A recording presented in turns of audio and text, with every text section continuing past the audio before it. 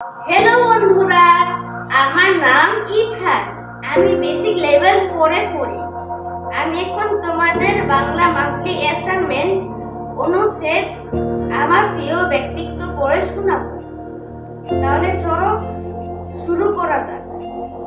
আমার প্রিয় ব্যক্তিত্ব আমার মা।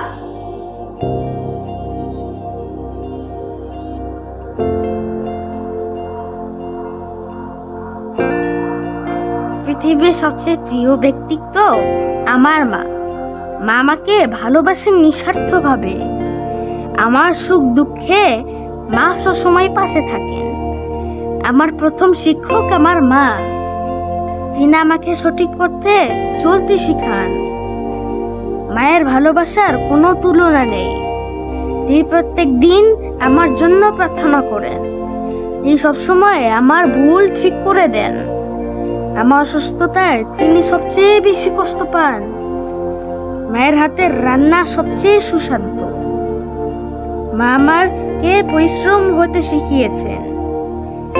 তিনি সময়ের মূল্য বুঝাইতে সাহায্য করেন। তিনি আমার ভুলের জন্য ক্ষমা করে দেন। মা সবসময় সত্য কথা বলেন। মা আমার আদর্শ।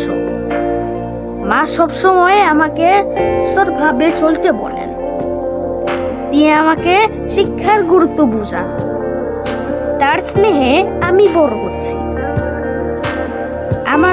আমি মাকে হৃদয়ের গভীর থেকে ভালোবাসি। ধন্যবাদ বন্ধুরা আমার সাথে থাকার জন্য। See you.